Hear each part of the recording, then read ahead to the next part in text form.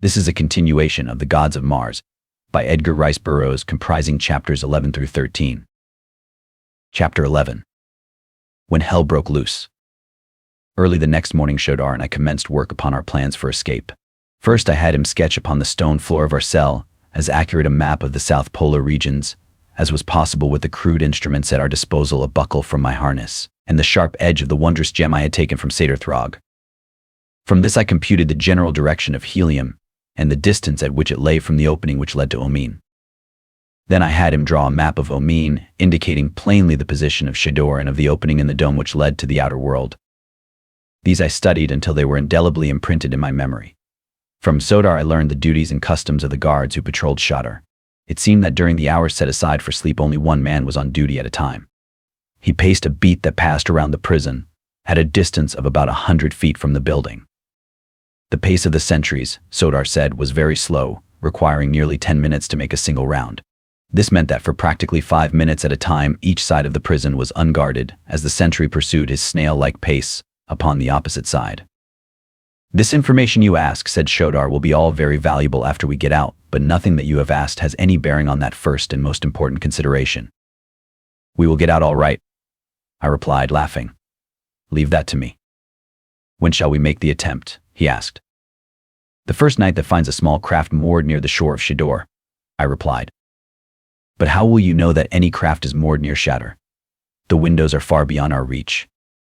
Not so, friend Shodar, look. With a bound I sprang to the bars of the window opposite us and took a quick survey of the scene without. Several small craft and 2 large battleships lay within 100 yards of Shador. Tonight, I thought, and was just about to voice my decision to Sodar, when, without warning, the door of our prison opened and a guard stepped in. If the fellows saw me there, our chances of escape might quickly go glimmering, for I knew that they would put me in irons if they had the slightest conception of the wonderful agility which my earthly muscles gave me upon Mars. The man had entered and was standing facing the center of the room, so that his back was toward me. 5 feet above me was the top of a partition wall separating our cell from the next. There was my only chance to escape detection. If the fellow turned, I was lost, nor could I have dropped to the floor undetected, since he was so nearly below me that I would have struck him had I done so. Where is the white man? Cried the guard of Shodar. Isis commands his presence. He started to turn to see if I were in another part of the cell. I scrambled up the iron grating of the window until I could catch a good footing on the sill with 1 foot. Then I let go my hold and sprang for the partition top. What was that? I heard the deep voice of the black bellow as my metal grated against the stone wall as I slipped over. Then I dropped lightly to the floor of the cell beyond. Where is the white slave? Again cried the guard. I know not, replied Shodar. He was here even as you entered. I am not his keeper, go find him. The black grumbled something that I could not understand, and then I heard him unlocking the door into one of the other cells on the further side. Listening intently, I caught the sound as the door closed behind him. Then I sprang once more to the top of the partition and dropped into my own cell beside the astonished Shodar. Do you see now how we will escape? I asked him in a whisper. I see how you may, he replied, but I am no wiser than before as to how I am to pass these walls. Certain it is that I cannot bounce over them as you do. We heard the guard moving about from cell to cell, and finally, his rounds completed, he again entered ours. When his eyes fell upon me, they fairly bulged from his head. By the shell of my first ancestor, he roared. Where have you been? I have been in prison since you put me here yesterday, I answered. I was in this room when you entered. You had better look to your eyesight. He glared at me in mingled rage and relief. Come, he said. Isis commands your presence. He conducted me outside the prison, leaving Shodar behind. There we found several other guards, and with them the red Martian youth who occupied another cell upon Shador. The journey I had taken to the temple of Isis on the preceding day was repeated. The guards kept the red boy and myself separated, so that we had no opportunity to continue the conversation that had been interrupted the previous night. The youth's face had haunted me. Where had I seen him before? There was something strangely familiar in every line of him, in his carriage, his manner of speaking, his gestures. I could have sworn that I knew him, and yet I knew too that I had never seen him before. When we reached the gardens of Isis, we were led away from the temple instead of toward it. The way wound through enchanted parks to a mighty wall that towered a feet in air. Massive gates gave egress upon a small plain, surrounded by the same gorgeous forest that I had seen at the foot of the Golden Cliffs. Crowds of blacks were strolling in the same direction that our guards were leading us, and with them mingled my old friends the plant men and great white apes. The brutal beasts moved among the crowd as pet dogs might. If they were in the way, the blacks pushed them roughly to one side, or whacked them with the flat of a sword, and the animals slunk away as in great fear. Presently we came upon our destination, a great amphitheater situated at the further edge of the plain, and about half a mile beyond the garden walls. Through a massive arched gateway the blacks poured in to take their seats, while our guards led us to a smaller entrance near one end of the structure. Through this we passed into an enclosure beneath the seats, where we found a number of other prisoners herded together under guard. Some of them were in irons, but for the most part they seemed sufficiently awed by the presence of their guards to preclude any possibility of attempted escape.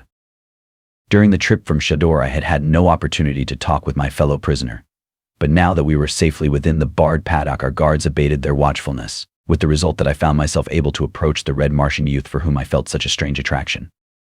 "What is the object of this assembly?" I asked him. "Are we to fight for the edification of the firstborn, or is it something worse than that?" "It is a part of the monthly rites of Isis," he replied, "in which black men wash the sins from their souls and the blood of men from the outer world. If, perchance, the black is killed, it is evidence of his disloyalty to Isis, the unpardonable sin. If he lives through the contest, he is held acquitted of the charge that forced the sentence of the rites, as it is called, upon him. The forms of combat vary. A number of us may be pitted together against an equal number, or twice the number of blacks, or singly we may be sent forth to face wild beasts, or some famous black warrior." "And if we are victorious," I asked, "what then freedom?" He laughed. "Freedom, forsooth. The only freedom for us is death. None who enters the domains of the firstborn ever leave. If we prove able fighters, we are permitted to fight often. If we are not mighty fighters," he shrugged his shoulders, "sooner or later we die in the arena." "And you have fought often?" I asked. "Very often," he replied. "It is my only pleasure. Some 100 black devils have I accounted for during nearly a year of the rites of Isis. My mother would be very proud could she only know how well I have maintained the traditions of my father's prowess." "Your father must have been a mighty warrior," I said. "I have known most of the warriors of Barsoom in my time. Doubtless I knew him." "Who was he?" "Ah, my father was." "Come, Callets," cried the rough voice of a guard. "To the slaughter with you." And roughly we were hustled to the steep incline that led to the chambers far below, which led out upon the arena. The amphitheater, like all I had ever seen upon Barsoom, was built in a large excavation. Only the highest seats, which formed the low wall surrounding the pit, were above the level of the ground. The arena itself was far below the surface. Just beneath the lowest tier of seats was a series of barred cages on a level with the surface of the arena.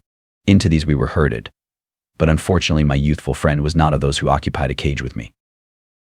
Directly opposite my cage was the throne of Isis. Here the horrid creature squatted, surrounded by 100 slave maidens sparkling in jeweled trappings. Brilliant cloths of many hues and strange patterns formed the soft cushion covering of the dais upon which they reclined about her. On 4 sides of the throne and several feet below it stood 3 solid ranks of heavily armed soldiery, elbow to elbow. In front of these were the high dignitaries of this mock heaven, gleaming blacks bedecked with precious stones. Upon their foreheads the insignia of their rank set in circles of gold. On both sides of the throne stretched a solid mass of humanity from top to bottom of the amphitheater. There were as many women as men, and each was clothed in the wondrously wrought harness of his station in his house. With each black was from 1 to 3 slaves, drawn from the domains of the Therns and from the outer world. The blacks are all noble. There is no peasantry among the firstborn. Even the lowest soldier is a god, and has his slaves to wait upon him. The firstborn do no work. The men fight, that is a sacred privilege and duty, to fight and die for Isis. The women do nothing, absolutely nothing. Slaves wash them, slaves dress them, slaves feed them. There are some, even, who have slaves that talk for them. And I saw one who sat during the rites with closed eyes, while a slave narrated to her the events that were transpiring within the arena. The first event of the day was the tribute to Isis. It marked the end of those poor unfortunates who had looked upon the divine glory of the goddess a full year before. There were 10 of them, splendid beauties from the proud courts of mighty Jedaks and from the temples of the holy Therns. For a year they had served in the retinue of Isis. Today they were to pay the price of this divine preferment with their lives. Tomorrow they would grace the tables of the court functionaries. A huge black entered the arena with the young women. Carefully he inspected them, felt of their limbs and poked them in the ribs. Presently he selected one of their number whom he led before the throne of Isis. He addressed some words to the goddess which I could not hear. Isis nodded her head. The black raised his hands above his head in token of salute, grasped the girl by the wrist, and dragged her from the arena through a small doorway below the throne. "Isis will dine well tonight," said a prisoner beside me. "What do you mean?" I asked. "That was her dinner that old Tabis is taking to the kitchens. Didst not note how carefully he selected the plumpest and tenderest of the lot?" I growled out my curses on the monster sitting opposite us on the gorgeous throne. "Fume not," admonished my companion. "You will see far worse than that if you live even a month among the firstborn." I turned again in time to see the gate of a nearby cage thrown open and 3 monstrous white apes spring into the arena. The girls shrank in a frightened group in the center of the enclosure. One was on her knees with imploring hands outstretched toward Isis, but the hideous deity only leaned further forward in keener anticipation of the entertainment to come. At length the apes spied the huddled knot of terror-stricken maidens and with demoniacal shrieks of bestial frenzy, charged upon them. A wave of mad fury surged over me. The cruel cowardliness of the power-drunk creature, whose malignant mind conceived such frightful forms of torture, stirred to their uttermost depths my resentment and my manhood. The blood-red haze that presaged death to my foes swam before my eyes. The guard lolled before the unbarred gate of the cage which confined me. What need of bars indeed to keep those poor victims from rushing into the arena, which the edict of the gods had appointed as their death place? A single blow sent the black unconscious to the ground. Snatching up his long sword, I sprang into the arena. The apes were almost upon the maidens, but a couple of mighty bounds were all my earthly muscles required to carry me to the center of the sand-strewn floor. For an instant silence reigned in the great amphitheater, then a wild shout arose from the cages of the doomed. My long sword circled whirring through the air, and a great ape sprawled, headless, at the feet of the fainting girls. The other apes turned now upon me, and as I stood facing them, a sullen roar from the audience answered the wild cheers from the cages. From the tail of my eye I saw a score of guards rushing across the glistening sand toward me. Then a figure broke from one of the cages behind them. It was the youth whose personality so fascinated me. He paused a moment before the cages with upraised sword. "Come, men of the outer world," he shouted. "Let us make our deaths worthwhile, and at the back of this unknown warrior turn this day's tribute to Isis into an orgy of revenge that will echo through the ages and cause black skins to blanch at each repetition of the rites of Isis. Come. The racks without your cages are filled with blades." Without waiting to note the outcome of his plea, he turned and bounded toward me. From every cage that harbored red men, a thunderous shout went up in answer to his exhortation. The inner guards went down beneath howling mobs, and the cages vomited forth their inmates hot with the lust to kill. The racks that stood without were stripped of the swords with which the prisoners were to have been armed to enter their allotted combats, and a swarm of determined warriors sped to our support. The great apes, towering in all their 15 feet of height, had gone down before my sword, while the charging guards were still some distance away. Close behind them pursued the youth. At my back were the young girls, and as it was in their service that I fought, I remained standing there to meet my inevitable death, but with the determination to give such an account of myself as would long be remembered in the land of the firstborn. I noted the marvelous speed of the young red man as he raced after the guards. Never had I seen such speed in any Martian. His leaps and bounds were little short of those which my earthly muscles had produced to create such awe and respect on the part of the green Martians into whose hands I had fallen on that long-gone day that had seen my first advent upon Mars.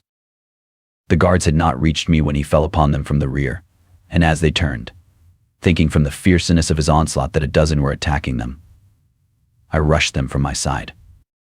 In the rapid fighting that followed, I had little chance to note aught else than the movements of my immediate adversaries, but now and again I caught a fleeting glimpse of a purring sword and a lightly springing figure of sinewy steel that filled my heart with a strange yearning and a mighty but unaccountable pride. On the handsome face of the boy a grim smile played, and ever and anon he threw a taunting challenge to the foes that faced him. In this and other ways his manner of fighting was similar to that which had always marked me on the field of combat. Perhaps it was this vague likeness which made me love the boy, while the awful havoc that his sword played amongst the blacks filled my soul with a tremendous respect for him. For my part, I was fighting as I had fought 1,000 times before, now sidestepping a wicked thrust, now stepping quickly in to let my sword's point drink deep in a foeman's heart before it buried itself in the throat of his companion. We were having a merry time of it, we two, when a great body of Issa's own guards were ordered into the arena. On they came with fierce cries, while from every side the armed prisoners swarmed upon them. For half an hour it was as though all hell had broken loose. In the walled confines of the arena we fought in an inextricable mass, howling, cursing blood-streaked demons, and ever the sword of the young red man flashed beside me. Slowly and by repeated commands I had succeeded in drawing the prisoners into a rough formation about us, so that at last we formed into a rude circle in the center of which were the doomed maids. Many had gone down on both sides, but by far the greater havoc had been wrought in the ranks of the guards of Isis. I could see messengers running swiftly through the audience, and as they passed the nobles there unsheathed their swords and sprang into the arena. They were going to annihilate us by force of numbers. That was quite evidently their plan. I caught a glimpse of Isis leaning far forward upon her throne, her hideous countenance distorted in a horrid grimace of hate and rage, in which I thought I could distinguish an expression of fear. It was that face that inspired me to the thing that followed. Quickly I ordered 50 of the prisoners to drop back behind us and form a new circle about the maidens. "Remain and protect them until I return," I commanded. Then, turning to those who formed the outer line, I cried, "Down with Isis! Follow me to the throne. We will reap vengeance where vengeance is deserved." The youth at my side was the first to take up the cry of "Down with Isis," and then at my back, and from all sides rose a hoarse shout, "To the throne! To the throne!" As one man we moved, an irresistible fighting mass, over the bodies of dead and dying foes toward the gorgeous throne of the Martian deity. Hordes of the doughtiest fighting men of the firstborn poured from the audience to check our progress. We mowed them down before us as they had been paper men. "To the seats, some of you," I cried as we approached the arena's barrier wall. 10 of us can take the throne," for I had seen that Issa's guards had for the most part entered the fray within the arena. On both sides of me the prisoners broke to left and right for the seats, vaulting the low wall with dripping swords, lusting for the crowded victims who awaited them. In another moment the entire amphitheater was filled with the shrieks of the dying and the wounded, mingled with the clash of arms and triumphant shouts of the victors. Side by side the young red man and I, with perhaps a dozen others, fought our way to the foot of the throne. The remaining guards, reinforced by the high dignitaries and nobles of the firstborn, closed in between us and Isis, who sat leaning far forward upon her carved Serapis bench, now screaming high-pitched commands to her following, now hurling blighting curses upon those who sought to desecrate her godhood. The frightened slaves about her trembled in wide-eyed expectancy, knowing not whether to pray for our victory or our defeat. Several among them, proud daughters no doubt of some of Barsoom's noblest warriors, snatched swords from the hands of the fallen and fell upon the guards of Isis, but they were soon cut down, glorious martyrs to a hopeless cause. The men with us fought well, but never since Tarkas and I fought out that long, hot afternoon shoulder to shoulder against the hordes of Warhoon in the Dead Sea bottom before Thark, had I seen two men fight to such good purpose and with such unconquerable ferocity as the young red man and I fought that day before the throne of Isis, goddess of death and of life eternal. Man by man those who stood between us and the carven Serapis wood bench went down before our blades. Others swarmed in to fill the breach, but inch by inch, foot by foot we won nearer and nearer to our goal. Presently a cry went up from a section of the stands nearby, "Rise, slaves! Rise, slaves!" It rose and fell, until it swelled to a mighty volume of sound that swept in great billows around the entire amphitheater. For an instant, as though by common assent, we ceased our fighting to look for the meaning of this new note, nor did it take but a moment to translate its significance. In all parts of the structure the female slaves were falling upon their masters with whatever weapon came first to hand. A dagger snatched from the harness of her mistress was waved aloft by some fair slave, its shimmering blade crimson with the lifeblood of its owner. Swords plucked from the bodies of the dead about them, heavy ornaments which could be turned into bludgeons, such were the implements with which these fair women wreaked the long-pent vengeance which at best could but partially recompense them for the unspeakable cruelties and indignities which their black masters had heaped upon them. And those who could find no other weapons used their strong fingers and their gleaming teeth. It was at once a sight to make one shudder and to cheer, but in a brief second we were engaged once more in our own battle, with only the unquenchable battle cry of the women to remind us that they still fought. "Rise, slaves! Rise, slaves!" Only a single thin rank of men now stood between us and Isis. Her face was blue with terror. Foam flecked her lips. She seemed too paralyzed with fear to move. Only the youth and I fought now. The others all had fallen, and I was like to have gone down too. From a nasty long sword cut had not a hand reached out from behind my adversary and clutched his elbow as the blade was falling upon me. The youth sprang to my side and ran his sword through the fellow before he could recover to deliver another blow. I should have died even then, but for that, as my sword was tight wedged in the breastbone of a dater of the firstborn. As the fellow went down, I snatched his sword from him and over his prostrate body looked into the eyes of the one whose quick hand had saved me from the first cut of his sword. It was Pador, daughter of Matai Shang. "Fly, my prince," she cried. "It is useless to fight them longer. All within the arena are dead. All who charged the throne are dead but you and this youth. Only among the seats are there left any of your fighting men, and they and the slave women are fast being cut down. Listen.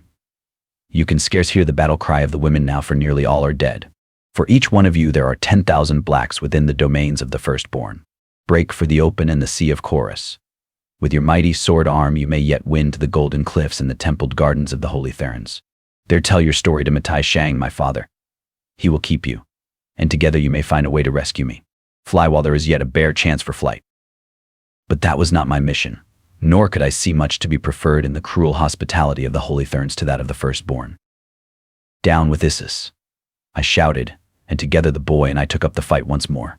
2 blacks went down with our swords in their vitals, and we stood face to face with Isis. As my sword went up to end her horrid career, her paralysis left her, and with an ear-piercing shriek she turned to flee. Directly behind her, a black gulf suddenly yawned in the flooring of the dais. She sprang for the opening with the youth and I close at her heels. Her scattered guard rallied at her cry and rushed for us. A blow fell upon the head of the youth. He staggered and would have fallen, but I caught him in my left arm and turned to face an infuriated mob of religious fanatics, crazed by the affront I had put upon their goddess, just as Isis disappeared into the black depths beneath me. Chapter 12. Doomed to die. For an instant I stood there before they fell upon me, but the first rush of them forced me back a step or two. My foot felt for the floor but found only empty space. I had backed into the pit which had received Isis. For a second I toppled there upon the brink. Then I too, with the boy still tightly clutched in my arms, pitched backward into the black abyss. We struck a polished chute, the opening above us closed as magically as it had opened, and we shot down, unharmed, into a dimly lighted apartment far below the arena. As I rose to my feet, the first thing I saw was the malignant countenance of Isis glaring at me through the heavy bars of a grated door at one side of the chamber. "Rash mortal," she shrilled, "you shall pay the awful penalty for your blasphemy in this secret cell. Here you shall lie alone and in darkness with the carcass of your accomplice festering in its rottenness by your side, until crazed by loneliness and hunger you feed upon the crawling maggots that were once a man." That was all. In another instant she was gone, and the dim light which had filled the cell faded into Cimmerian blackness. "Pleasant old lady," said a voice at my side. "Who speaks?" I asked. "'Tis I, your companion, who has had the honor this day of fighting shoulder to shoulder with the greatest warrior that ever wore metal upon Barsoom." "I thank God that you are not dead," I said. "I feared for that nasty cut upon your head." "It but stunned me," he replied. "A mere scratch." "Maybe it were as well had it been final," I said. "We seem to be in a pretty fix here, with a splendid chance of dying of starvation and thirst." "Where are we?" "Beneath the arena," I replied. "We tumbled down the shaft that swallowed Isis as she was almost at our mercy." He laughed a low laugh of pleasure and relief, and then reaching out through the inky blackness he sought my shoulder and pulled my ear close to his mouth. "Nothing could be better," he whispered. "There are secrets within the secrets of Isis of which Isis herself does not dream." "What do you mean?" "I labored with the other slaves a year since in the remodeling of these subterranean galleries, and at that time we found below these an ancient system of corridors and chambers that had been sealed up for ages. The blacks in charge of the work explored them, taking several of us along to do whatever work there might be occasion for. I know the entire system perfectly.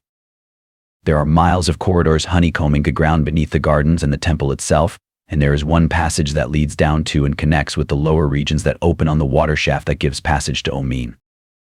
If we can reach the submarine undetected, we may yet make the sea, in which there are many islands where the blacks never go. There we may live for a time, and who knows what may transpire to aid us to escape."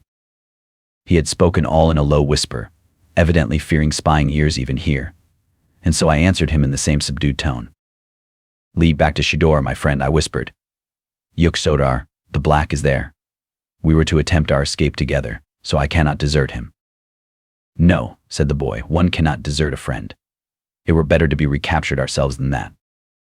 Then he commenced groping his way about the floor of the dark chamber, searching for the trap that led to the corridors beneath. At length he summoned me by a low SST, and I crept toward the sound of his voice, to find him kneeling on the brink of an opening in the floor. "There is a drop here of about 10 feet, he whispered. Hang by your hands and you will alight safely on a level floor of soft sand. Very quietly I lowered myself from the inky cell above into the inky pit below. So utterly dark was it that we could not see our hands at an inch from our noses. Never, I think, have I known such complete absence of light as existed in the pits of Issus. For an instant, I hung in midair. There is a strange sensation connected with an experience of that nature which is quite difficult to describe. When the feet tread empty air, and the distance below is shrouded in darkness, there is a feeling akin to panic at the thought of releasing the hold and taking the plunge into unknown depths. Although the boy had told me that it was but 10 feet to the floor below, I experienced the same thrills as though I were hanging above a bottomless pit. Then I released my hold and dropped 4 feet to a soft cushion of sand. The boy followed me. "Raise me to your shoulders," he said, "and I will replace the trap." This done, he took me by the hand, leading me very slowly, with much feeling about and frequent halts to assure himself that he did not stray into wrong passageways. Presently we commenced the descent of a very steep incline. "It will not be long," he said, "before we shall have light. At the lower levels we meet the same stratum of phosphorescent rock that illuminates Amin. Never shall I forget that trip through the pits of Issus.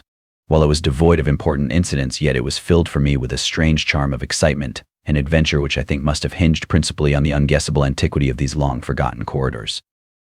The things which the Stygian darkness hid from my objective eye could not have been half so wonderful as the pictures which my imagination wrought as it conjured to encourage, again, the ancient peoples of this dying world and set them once more to the labors, the intrigues, the mysteries, and the cruelties which they had practiced to make their last stand against the swarming hordes of the dead sea bottoms that had driven them step by step to the uttermost pinnacle of the world, where they were now entrenched behind an impenetrable barrier of superstition. In addition to the green men, there had been 3 principal races upon Barsoom: the blacks, the whites, and a race of yellow men. As the waters of the planet dried and the seas receded, all other resources dwindled until life upon the planet became a constant battle for survival. The various races had made war upon one another for ages, and the 3 higher types had easily bested the green savages of the water places of the world. But now that the receding seas necessitated constant abandonment of their fortified cities and forced upon them a more or less nomadic life in which they became separated into smaller communities, they soon fell prey to the fierce hordes of green men. The result was a partial amalgamation of the blacks, whites, and yellows, the result of which is shown in the present splendid race of red men. I had always supposed that all traces of the original races had disappeared from the face of Mars, yet within the past 4 days I had found both whites and blacks in great multitudes. Could it be possible that in some far-off corner of the planet there still existed a remnant of the ancient race of yellow men? My reveries were broken in upon by a low exclamation from the boy. "At last, the lighted way," he cried, and looking up I beheld at a long distance before us a dim radiance. As we advanced, the light increased until presently we emerged into well-lighted passageways. From then on our progress was rapid until we came suddenly to the end of a corridor that led directly upon the ledge surrounding the pool of the submarine. The craft lay at her moorings with uncovered hatch. Raising his finger to his lips, and then tapping his sword in a significant manner, the youth crept noiselessly toward the vessel. I was close at his heels. Silently we dropped to the deserted deck, and on hands and knees crawled toward the hatchway. A stealthy glance below revealed no guard in sight, and so, with the quickness and the soundlessness of cats, we dropped together into the main cabin of the submarine. Even here was no sign of life. Quickly we covered and secured the hatch.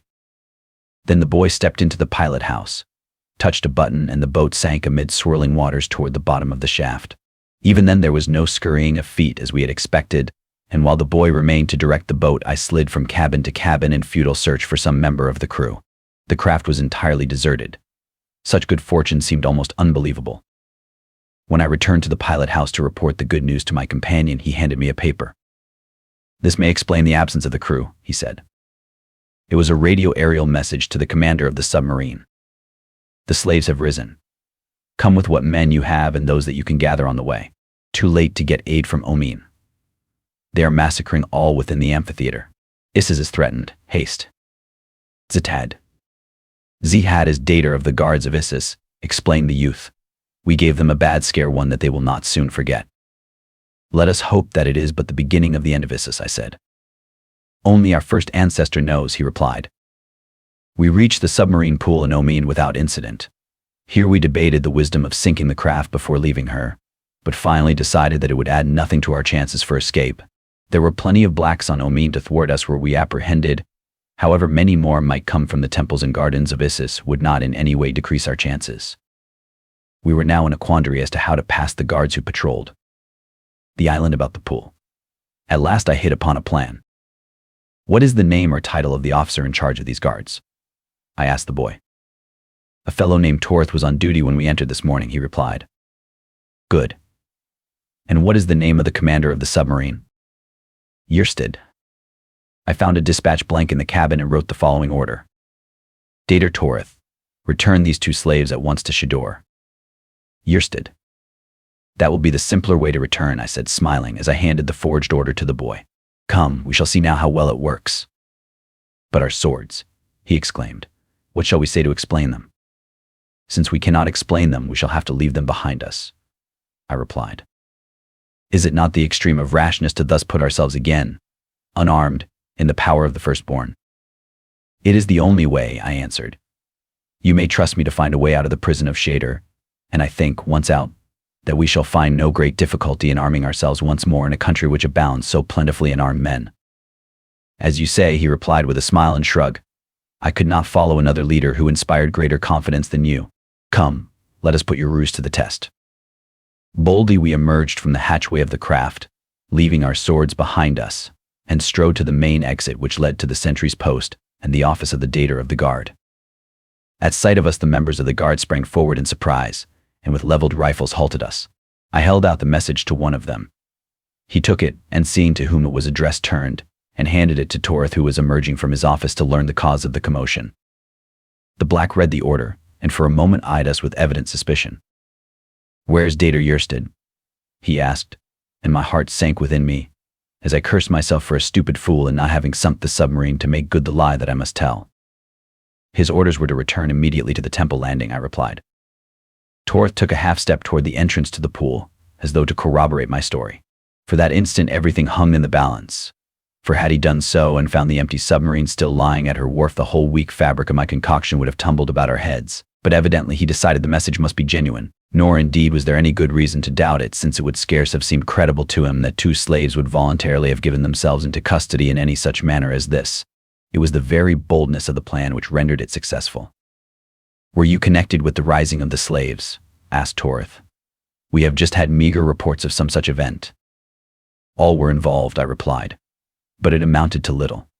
The guards quickly overcame and killed the majority of us." He seemed satisfied with this reply. "Take them to Shador," he ordered, turning to one of his subordinates. We entered a small boat lying beside the island, and in a few minutes were disembarking upon Shador. Here we were returned to our respective cells, I with Shodar, the boy by himself, and behind locked doors we were again prisoners of the firstborn. Chapter 13. A break for liberty. Shodar listened in incredulous astonishment to my narration of the events which had transpired within the arena at the rites of Isis. He could scarce conceive, even though he had already professed his doubt as to the deity of Isis, that one could threaten her with sword in hand, and not be blasted into 1,000 fragments by the mere fury of her divine wrath. "It is the final proof," he said, at last. "No more is needed to completely shatter the last remnant of my superstitious belief in the divinity of Isis. She is only a wicked old woman, wielding a mighty power for evil through machinations that have kept her own people and all Barsoom in religious ignorance for ages. She is still all-powerful here, however," I replied. "So it behooves us to leave at the first moment that appears at all propitious." "I hope that you may find a propitious moment," he said, with a laugh, "for it is certain that in all my life I have never seen one in which a prisoner of the firstborn might escape." "Tonight will do as well as any," I replied. "It will soon be night," said Shodar. "How may I aid in the adventure?" "Can you swim?" I asked him. "No slimy Scythian that haunts the depths of Chorus is more at home in water than is Yuxtor," he replied. "Good. The Red One in all probability cannot swim," I said, "since there is scarce enough water in all their domains to float the tiniest craft. One of us therefore will have to support him through the sea to the craft we select. I had hoped that we might make the entire distance below the surface, but I fear that the Red Youth could not thus perform the trip.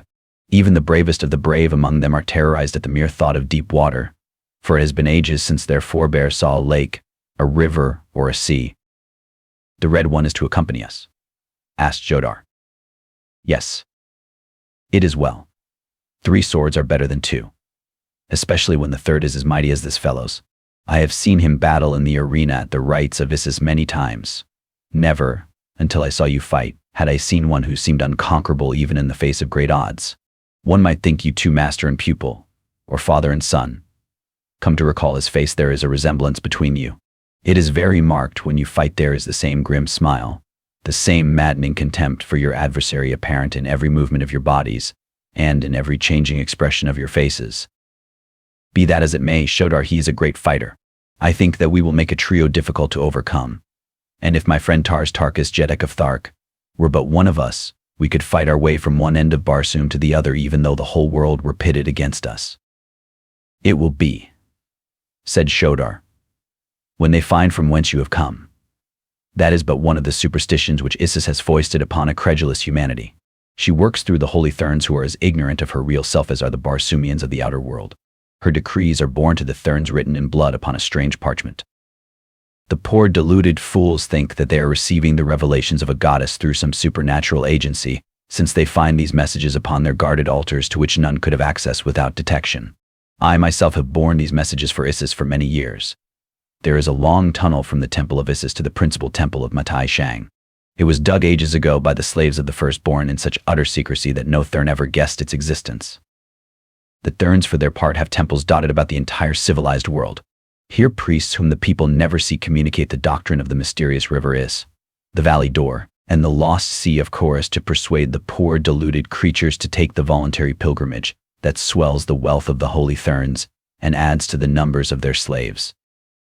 Thus the Therns are used as the principal means for collecting the wealth and labor that the firstborn wrest from them as they need it. Occasionally the firstborn themselves make raids upon the outer world. It is then that they capture many females of the royal houses of the Red Men, and take the newest in battleships and the trained artisans who build them, that they may copy what they cannot create. We are a non-productive race, priding ourselves upon our non-productiveness. It is criminal for a firstborn to labor or invent. That is the work of the lower orders, who live merely that the firstborn may enjoy long lives of luxury and idleness. With us, fighting is all that counts. Were it not for that, there would be more of the firstborn than all the creatures of Barsoom could support, for in so far as I know, none of us ever dies a natural death. Our females would live forever but for the fact that we tire of them and remove them to make place for others. Isis alone of all is protected against death. She has lived for countless ages. Would not the other Barsoomians live forever but for the doctrine of the voluntary pilgrimage, which drags them to the bosom of Is at or before their 1000th year? I asked him. I feel now that there is no doubt but that they are precisely the same species of creature as the firstborn, and I hope that I shall live to fight for them in atonement of the sins I have committed against them through the ignorance born of generations of false teaching. As he ceased speaking, a weird call rang out across the waters of Omin. I had heard it at the same time the previous evening and knew that it marked the ending of the day, when the men of Omin spread their silks upon the deck of battleship and cruiser and fall into the dreamless sleep of Mars.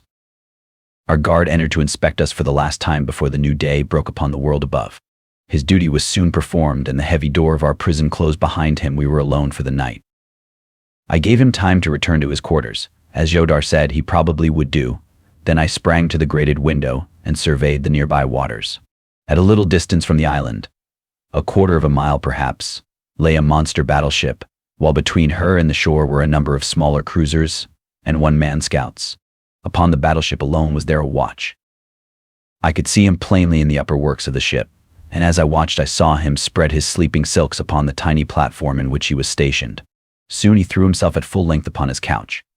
The discipline on Omin was lax indeed, but it is not to be wondered at, since no enemy guessed the existence upon Barsoom of such a fleet, or even of the firstborn, or the Sea of Omin.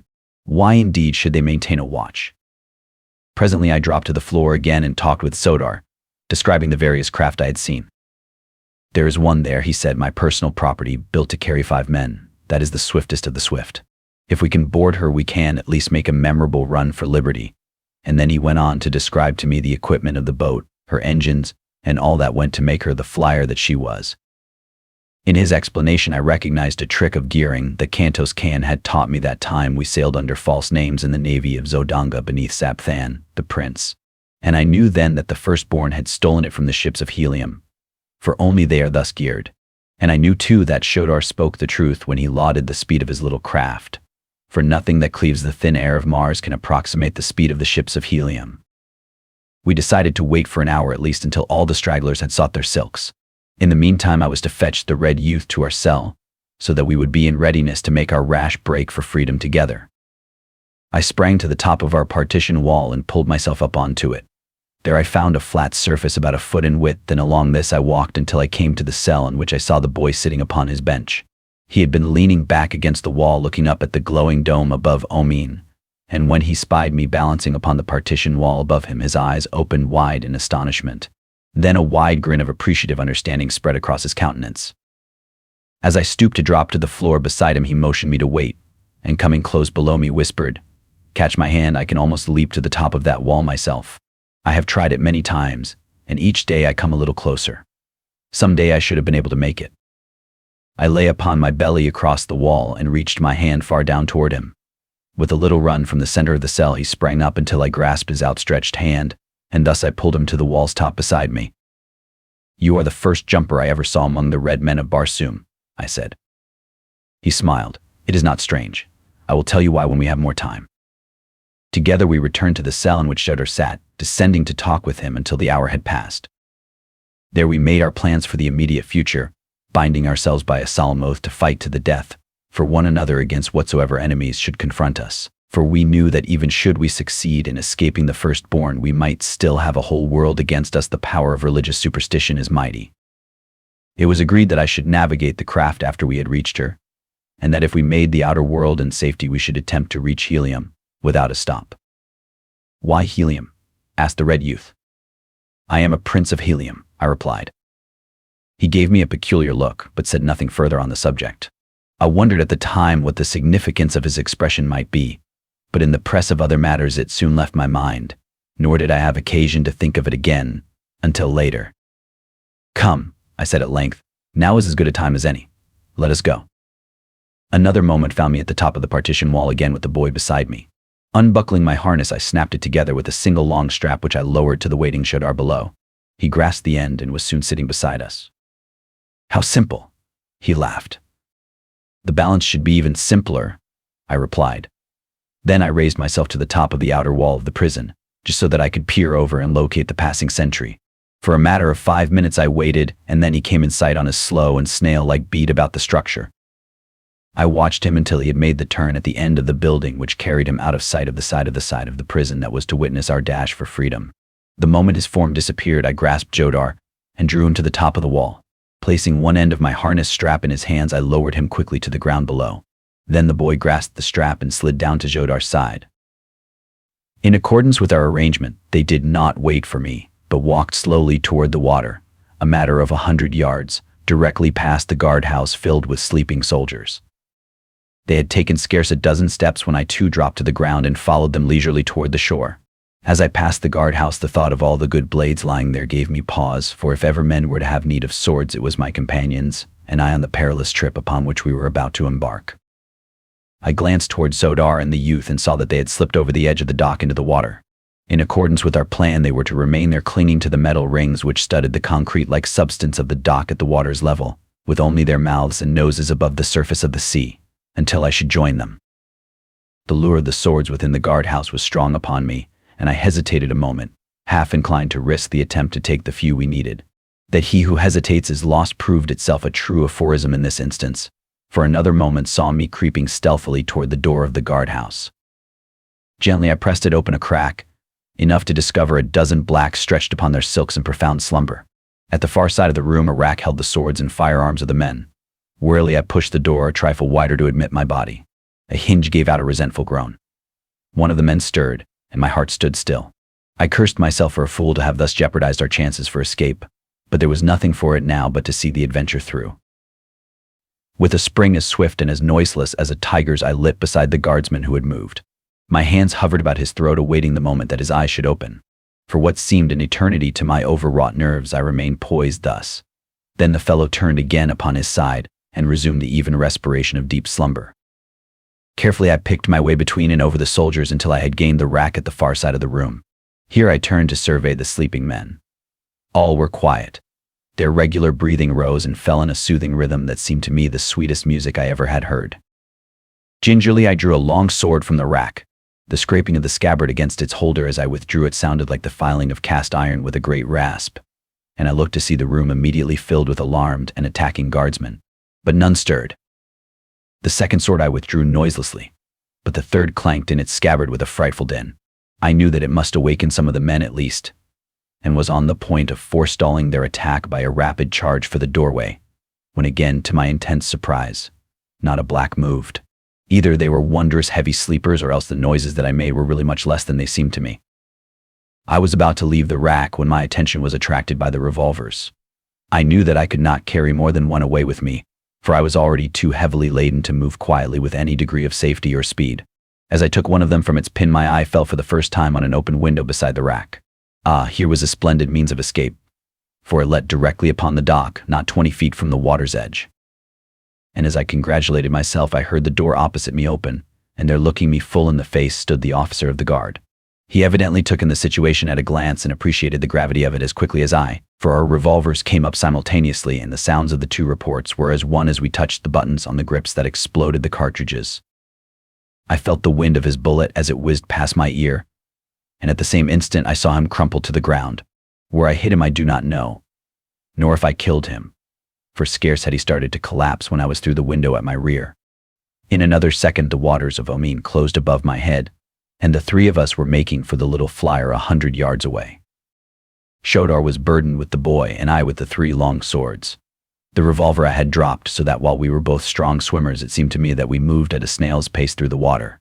I was swimming entirely beneath the surface, but Shodar was compelled to rise often to let the youth breathe, so it was a wonder that we were not discovered long before we were. In fact, we reached the boat's side and were all aboard before the watch upon the battleship, aroused by the shots, detected us.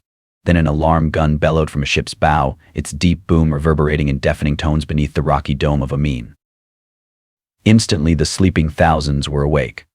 The decks of 1,000 monster craft teemed with fighting men, for an alarm on Omian was a thing of rare occurrence. We cast away before the sound of the first gun had died, and another second saw us rising swiftly from the surface of the sea. I lay at full length along the deck with the levers and buttons of control before me. Shodar and the boy were stretched directly behind me, prone also that we might offer as little resistance to the air as possible. "Rise high," whispered Shodar. "They dare not fire their heavy guns toward the dome. The fragments of the shells would drop back among their own craft. If we are high enough, our keel plates will protect us from rifle fire." I did as he bade. Below us we could see the men leaping into the water by hundreds, and striking out for the small cruisers and one-man flyers that lay moored about the big ships.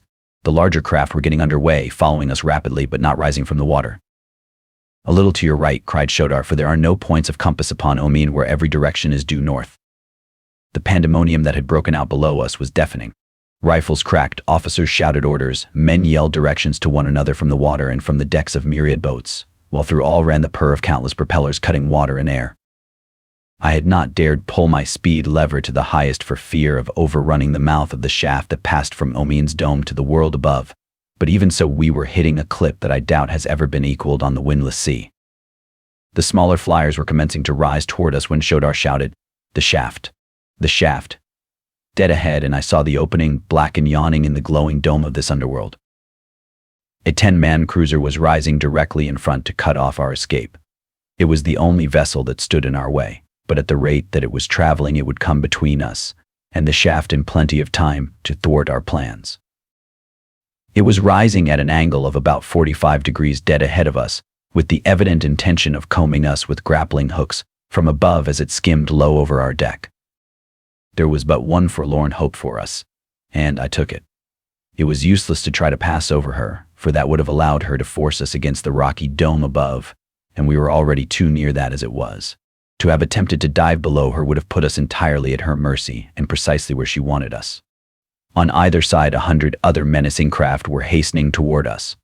The alternative was filled with risk. In fact, it was all risk, with but a slender chance of success. As we neared the cruiser I rose as though to pass above her, so that she would do just what she did do, rise at a steeper angle to force me still higher. Then as we were almost upon her I yelled to my companions to hold tight, and throwing the little vessel into her highest speed I deflected her bows at the same instant until we were running horizontally, and at terrific velocity straight for the cruiser's keel. Her commander may have seen my intentions then, but it was too late. Almost at the instant of impact, I turned my bows upward, and then with a shattering jolt we were in collision. What I had hoped for happened. The cruiser, already tilted at a perilous angle, was carried completely over backward by the impact of my smaller vessel. Her crew fell twisting and screaming through the air to the water far below, while the cruiser, her propellers still madly churning, dived swiftly headforemost after them to the bottom of the Sea of Omin. The collision crushed our steel bows, and notwithstanding every effort on our part, came near to hurling us from the deck. As it was, we landed in a wildly clutching heap at the very extremity of the flyer, where Shodar and I succeeded in grasping the handrail, but the boy would have plunged overboard had I not fortunately grasped his ankle, as he was already partially over. Unguided, our vessel careened wildly in its mad flight, rising ever nearer the rocks above. It took but an instant, however, for me to regain the levers, and with the roof barely 50 feet above, I turned her nose once more into the horizontal plane and headed her again for the black mouth of the shaft. The collision had retarded our progress, and now 100 swift scouts were close upon us. Shodar had told me that ascending the shaft by virtue of our repulsive rays alone would give our enemies their best chance to overtake us, since our propellers would be idle, and in rising we would be outclassed by many of our pursuers. The swifter craft are seldom equipped with large buoyancy tanks, since the added bulk of them tends to reduce a vessel's speed. As many boats were now quite close to us, it was inevitable that we would be quickly overhauled in the shaft and captured or killed in short order. To me, there always seems a way to gain the opposite side of an obstacle. If one cannot pass over it, or below it, or around it, why then there is but a single alternative left, and that is to pass through it. I could not get around the fact that many of these other boats could rise faster than ours by the fact of their greater buoyancy, but I was none the less determined to reach the outer world far in advance of them, or die a death of my own choosing in event of failure. "Reverse!" screamed Edgar behind me. "For the love of your first ancestor, reverse. We are at the shaft." "Hold tight," I screamed in reply. "Grasp the buoy and hold tight, we are going straight up the shaft." The words were scarce out of my mouth as we swept beneath the pitch-black opening. I threw the bow hard up, dragged the speed lever to its last notch, and clutching a stanchion with one hand and the steering wheel with the other, hung on like grim death, and consigned my soul to its author. I heard a little exclamation of surprise from Shodar, followed by a grim laugh. The boy laughed too, and said something which I could not catch for the whistling of the wind of our awful speed. I looked above my head, hoping to catch the gleam of stars by which I could direct our course and hold the hurtling thing that bore us true to the center of the shaft. To have touched the side at the speed we were making would doubtless have resulted in instant death for us all, but not a star showed above, only utter and impenetrable darkness.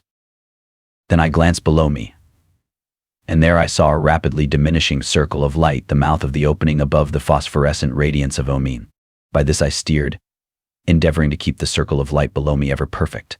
At best it was but a slender cord that held us from destruction, and I think that I steered that night more by intuition and blind faith than by skill or reason.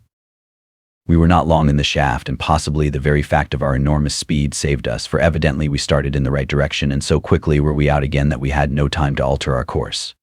Omin lies perhaps 2 miles below the surface crust of Mars.